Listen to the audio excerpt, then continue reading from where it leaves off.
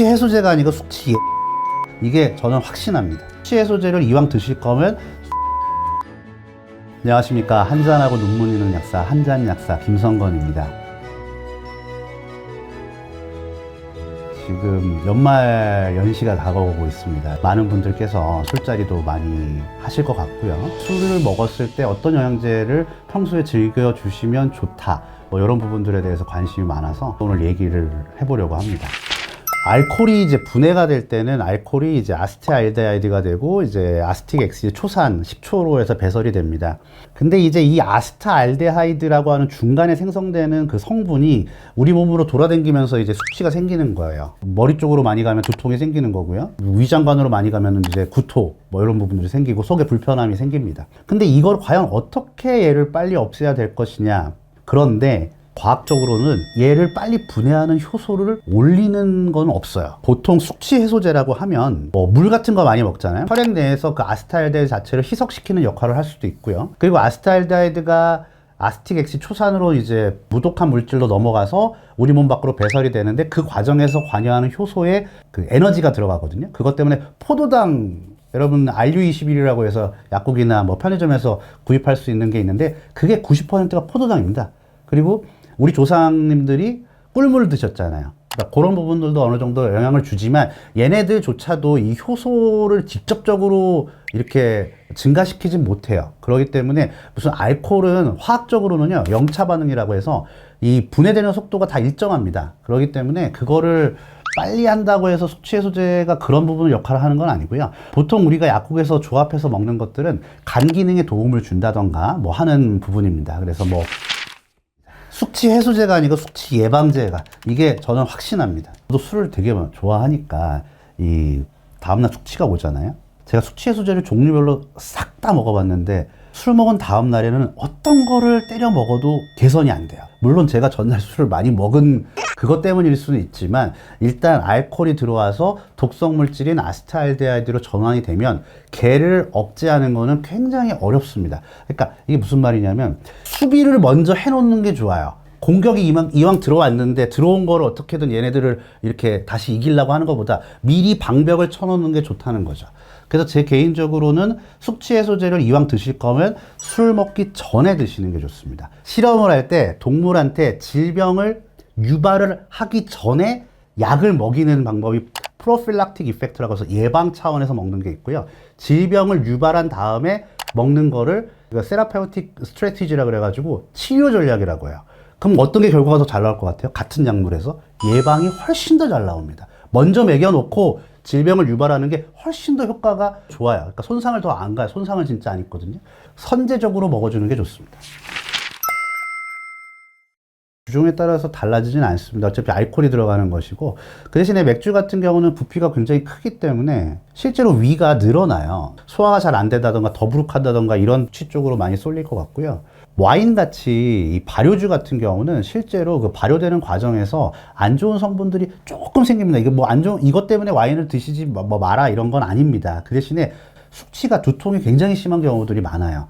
평균적으로 봤을 때 취가 두통이나 아니면 구역감이나 이런 위장관계 부작용, 이 두 가지가 크게 나뉘는데, 두통이 있을 때는 타이레놀 말고요, 타이레놀은 그 아세타미노펜 성분 말고 걔는 간에서 술이랑 만나면은 헷가닥 돌아가지고 독성물질로 변합니다. 독성물질로 변하면 걔가 소량만으로도 간을 금방 손상시킬 수 있어요. 그러니까 걔는 말고 이부브로펜이라고 하는 성분이 있습니다.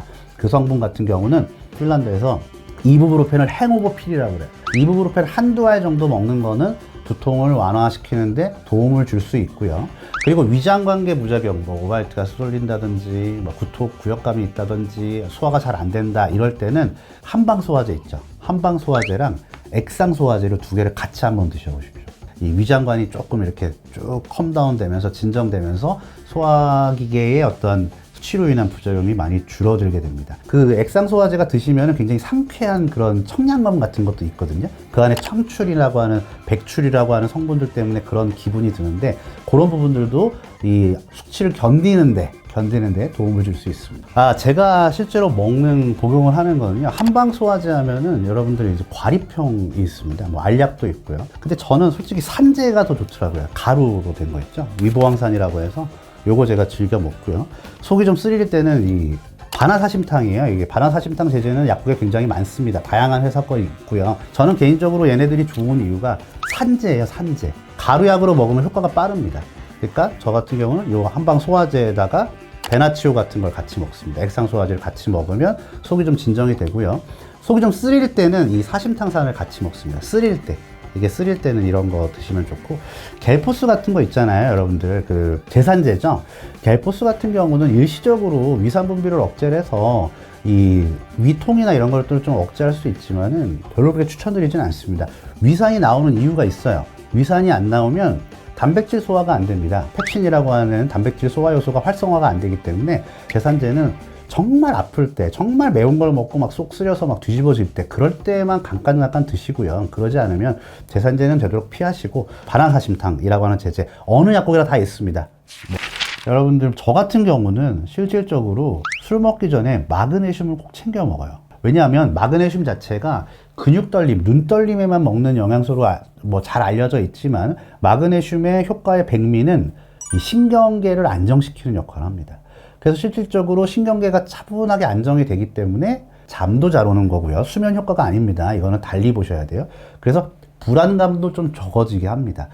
알코올에 의해서 뇌가 손상을 받는데 그 손상에 의해서 뭐 뇌가 불안해진다던가 뭐 우울감이 생긴다는 이런 부분이 실제로 있을 수 있어요. 그런 부분들을 미리 원천적으로 막아주는 역할을 마그네슘이 굉장히 잘 해줍니다. 제가 주로 포커스를 두는 거는 뇌에 어찌 보면은 굉장히 좋은 거, 그러니까 뇌에 긍정적인 역할을 할 수 있는 것들, 그리고 더 추가로 간에 긍정적인 효과를 갖고 있는 영양소들을 조합을 해서 먹는 거를 선호합니다. 그 중에서 마그네슘이고요.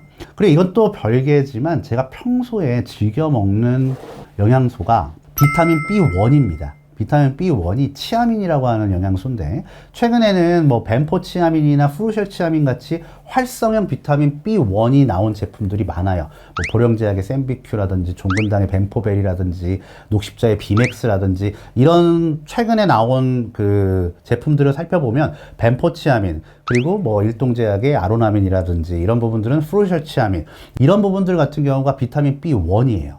비타민 B1이 하는 역할이 뭐냐면 뇌의 에너지 대사에 관여를 합니다. 실제로 알코올성 치매가 술을 많이 먹으면 뇌가 위축이 돼요. 뇌가 위축이 돼가지고 치매에 있는 것처럼 기억력도 떨어지고요. 인지능도 사람도 못 알아보고 그럽니다. 그거의 원인이 뭐냐면 비타민 B1의 고갈입니다. 특히 벤포치아민이라고 하는 비타민 B1, 활성형 비타민 B1이 2020년도에 임상실험을 했거든요. 그러니까 경도 치매 증상의 노인분들한테 600mg씩 투여를 했더니 치매 증상이 굉장히 완화되는 것을 확인할 수 있었습니다. 근데 이거는 한두 번 먹어도 되는 건 아니에요. 그러니까 매일매일 제가 꾸준히 먹는 것 중에서 비타민 B1, 특히 활성형으로 저는 벤포치아민을 하루에 뭐 300에서 뭐 600mg 굉장히 과량 먹고 있어요. 지속 가능한 한 잔을 위해서 도움이 되는 영양소가 아닌가 생각이 됩니다.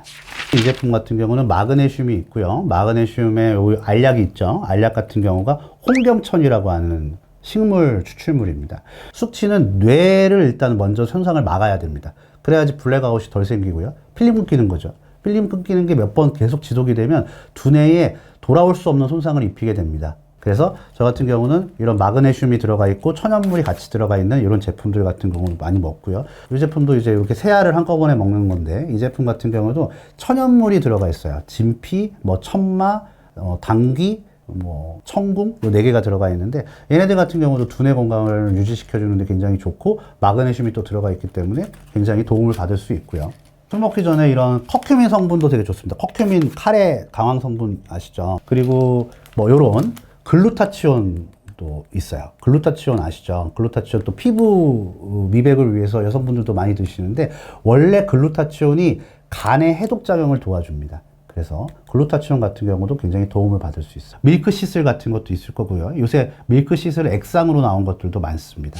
저는 개인적으로 사람의 건강은 이 합이라고 생각해요. 합. 지속 가능한 음주를 위해서는 제일 중요한 거는 몸이 건강해야 됩니다. 몸이 아프면 술 못 먹습니다.